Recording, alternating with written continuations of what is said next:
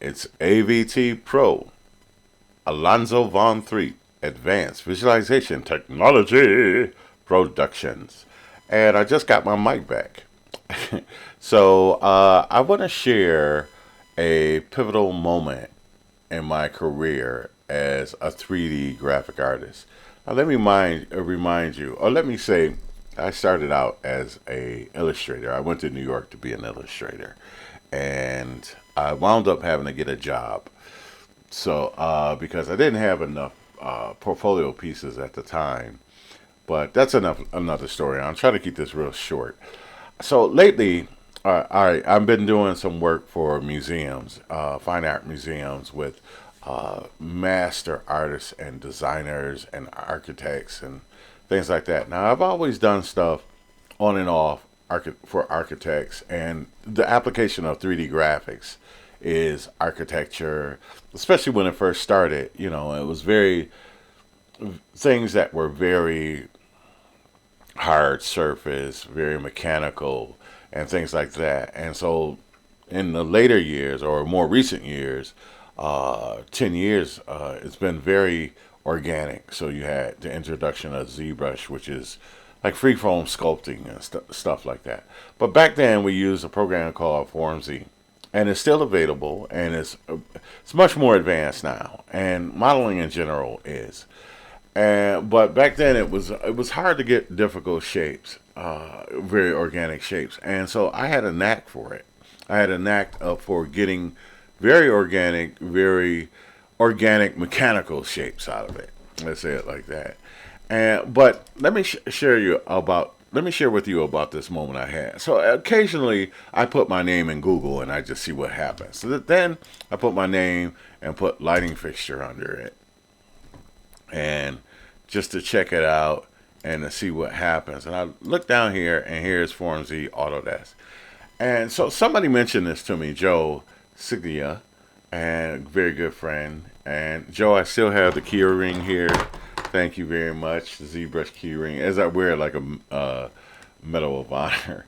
But I think it was Joe that mentioned to me that, or somebody said that they saw some work that I did in Form Z that somebody was talking about not long ago. And they mentioned this a while ago. So this was back in 2013, but I did these way before then. This was like in 1998. But recently, I have been heavily into like museum Renaissance sculptures. Now, recently I've been revisiting it. I've always liked it because I took art history in high school, which was a class, an elective, and as a senior, I enjoyed it. And then later after that, I got a book. Fellow artist who lived across the street from me, gave me his art book, the same art history book. And so I used to love it. It's a really thick book. It's a school book, though. It was a study. I don't know where it is. It had a red cover, and I just would like read out of that thing all the time. Uh, and look at all the photos. And then eventually, when I went to the Met, it was just very inspiring to me, right? So, but I don't think I studied the Renaissance and stuff like that. But lately, I have been heavily influenced, maybe not influenced, but just interested in like the art and history. So the history that went along with the art and the culture and things like the Renaissance, or a little bit later than that, the Baroque age, and then a little later than that, Rococo. So Rococo, very interesting term with me that I actually never really paid it much attention. But not after I was did a study on Baroque and all of that kind of work and the elements of that age and culture and things like that.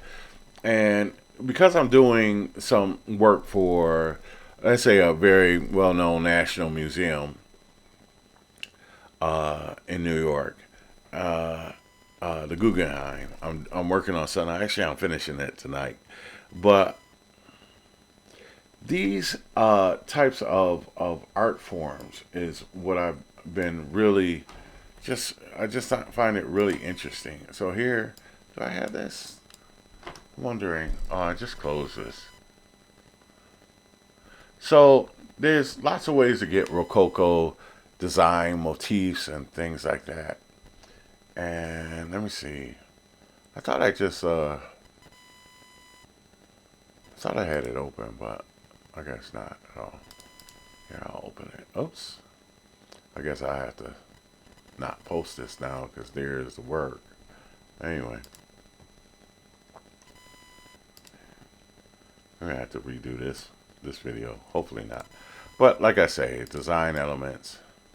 Really shouldn't do it. I should be working now. But these kind of design elements. So you can find this in ZBrush brushes all the time. Like I just bought this for like $4. Super cheap and really great. And by the way, thanks, David. Anyway, just really nice design elements, and I'm having a lot of fun messing with it. And so I had to sculpt some by hand. But the design elements in itself are so interesting to me. And it's a part of American history, actually European history, and the French. So I'm really kind of fascinated by that. And I was just happy to be talking to young, beautiful artist Ashley Woods, who does works for Marvel and Niobe series. Just a grand, just phenomenal young lady, and she is doing just amazing stuff. But we were just talking about this because we were talking about platform, and which it has a subtext of Don Quixote, and so I started mentioning that, and just the dichotomy of a lavishly opulent period or era of French history or history in general. So very lavish, kind of rich, uh, aristocratic kind of stuff, and so it's some interesting things about that. But and I've always been kind of fascinated with the whole Maria Antoinette and the garments and stuff like that, especially since there's so many ways to apply it in art, and marvelous designer, and you have such advanced software nowadays that can handle like the clothing, the architecture, and to simulate it. But like I was saying, I got way off track here.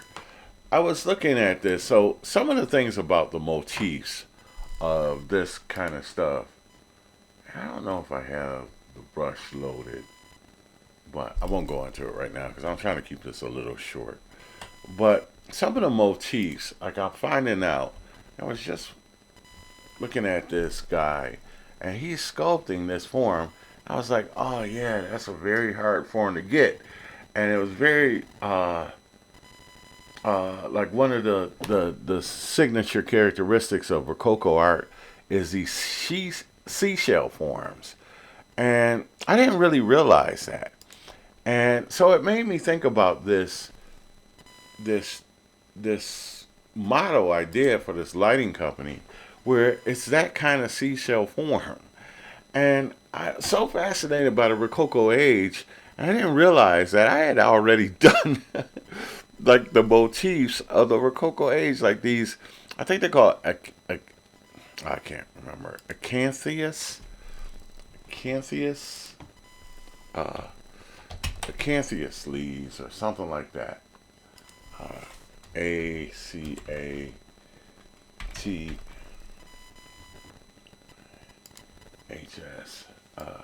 Yeah, so this kind of stuff. So this is the same. Actually, that one was almost exactly it. So these are a lot of the same kind of motifs. And I didn't realize that I had already done this stuff, and I'm like revisiting. And it's so funny because like I've done so much work. It's almost like I've done enough work. Like it's almost like I forgot that I've done some of this stuff. But these design elements, I'm like, wait a minute. I just realized just now, wait a minute. This is the same design element, the acanthias. Uh, the acanthias leaves. So that's like heavy and rococo. Well, this is the same thing right here. I just realized it while making this video. So this was the thing that caught my eye. But I'm realizing that I have already done this, and I didn't know I was doing it. I was doing this for Murray Feist under Pat Miranda, and he was just a incredible designer. But it was Daniel, a guy named Daniel, a young Asian guy named Daniel, not the same one I've done the same stuff in for Taiwan for. But so it was interesting. I came across this, and somebody, there's a little bit of flattery here, so I'm petting my ego. So uh, it says Form Z. So a guy was asking, can this be done in a lighting industry? And some time ago, 2013, and so I did these, and like, way before that, I did these, like, I got in New York in 2002, actually, the beginning, very beginning, end of 2001. So I had already done these, and I had, yeah, maybe 19 before 1998. So it just amazes me. But I don't know. Maybe you could read the article. I'll post a link here or something like that. But it was just amazing to me. And so I was looking at this stuff, and I realized, like, oh, wait a minute. I've actually really already done this stuff before. So, uh, but I remember back then looking at this stuff and thinking I couldn't do it. I was at a user group, and a guy was looking for people to do it, and I was like, no, I can't do it. No, I almost turned around and hightailed, running from the guy.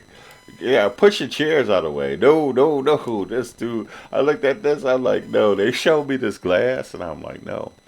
And then a year later, I was looking for a job still and was desperate, I guess. And I wound up at that company again. I wound up at the company before they came to the user group in New York. And they showed it to me. I'm like, oh, I was gonna just like walk away, but I looked at myself.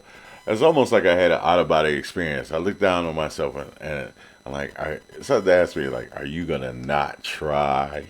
And I was like, I sat down, and after a while, I got it, and I got the job. And then I found a totally different way of doing this. But what blows me away about this, to do this type of modeling, so these were like the reason why these guys are still talking about this 20 something years, like 2013. Like I said, I did them in like before 1998. And so the reason why they're posting them over 10 years is because these were breakthrough watershed pieces that had, when I showed it to the company, I became beta tester. I got software. They were calling me. They were their PR people, even for two softwares, because I modeled it and then I rendered it in an electric image, which, by the way, is coming out with a new release very soon. So, so the rendering was a big deal to make it look this photorealistic, and this was before ray tracing. So this glass was not ray traced. And so to get that and the refraction and all of that stuff and these patterns on it was just really heavy duty. So so I got a lot of notoriety at that time from the company, and I literally called the company, and one of the companies, Electric Image. Now I'll say Electric Image because, which is owned by somebody else, Thomas Iyer, and I still beta test for them. But at the time, like, they were giving me attitude, and then I showed them the work, and they were like, "Oh, who, what?" So it just it's funny how people you can change people's attitude in a blink of an eye, or attitudes can change in a blink of an eye. So don't get too hyped out about somebody's attitude. They wound up being a very good situation for me. But this was very heavy duty modeling, and it just for the tools that we had. Now nowadays, I don't know how I would do it now, but I know how I did it then, and it was just I just remember. I want to just share that moment of where I was just walking around the office, like never seeing it, doing it yourself, and just racking my brain. And it's like I could almost feel it. It was like there's gotta be a way. I know it's gotta be a way, and I figured it out. I figured out how to get this formed, and then that took me to another. And it was a very do-it-yourself kind of way. So when I see these guys doing this kind of form and using wood and stuff like that. It's just mind blowing to me. Uh, it's very fun to watch. But and then when I see this motif, and I just read like it was a main motif, like the flower, like the leaf and the scallop shells, seashells, are main things of the Rococo age. And hey, it's just where I'm at right now with this. Of course, all through different cultures, African cultures have had seashells and stuff like that. And I'm really fascinated about how Asian and Japanese culture was, or Chinese, I'm not sure right now, but they were very influenced by the opulence of the Rococo age. So I just thought it was just very interesting. I wanted to share that moment with you all again. When they brought this out and they showed it and they said we need somebody to model this, I just like literally was knocking chairs out of the way. I went across the seating, like, because it was like, we had the presenter and then they had the chairs. I was trying to go across the chairs. I was like, gangway, out of my way. And then a year later, I went back to them, and it was just like, and it was still a struggle. I was literally going to turn around, and so, having faith and confidence and believing in yourself, and that way I could see. But logistically, there was no reason for me to believe I could do that. And really, what it was is I didn't do it the way they were saying model everyone, and you didn't have to do that. It just had to be look like that. So I actually used a texture map that I painted in Photoshop. And so these are texture maps. These are not modeled. And so that was the good thing about it. And it was just perfect. They loved it. And but these stuff like this was modeled and all of this. And so all of these motifs, these S splines and curvature, very much this S right here, very much, and the shells, very much the Rococo age. And I don't know what these are called, these motifs right here and there. But I was doing that already, so I'm like all fascinated by the Rococo age, and I'm like, wait a minute, been there, done that. That's kind of why I don't do a lot of stuff. It's like I've already done it, and I just, I'm always looking for the edge or trying to come up a level on something. So yeah, it was just funny. But here, Alonzo worked for a lighting manufacturer. I just want to let you know, I had no experience with lighting manufacturing, and I had learned the software. So because I learned the software, I was able to work for architects. It was all convergent technology. Architects, lighting companies, animations, all kinds of stuff. I did stuff for Lockheed Martin, crazy stuff, yeah, I know people think I'm just sitting around, which I am to a degree, but it's just a lot of stuff I've already done. People will say, "Oh, well, why don't you go back to New York?" And I'm like, "Ugh, been there, done that." When I was 25. Why, you know. Anyway, so yeah, but I'm always pushing and looking for new things. So I was just really amazed by this motif. I didn't realize it, and it dawned on me, just like this just dawned on me. So again, this is wood carving. I tell you, wood carving is fun. Looks like so much fun. If you need a hobby while we're having this downtime, that might be something to pick up on. Anyway, let's see how this video comes out, and I guess I'll post it after I'm done with the motif and the Renaissance stuff for the Guggenheim. All right, talk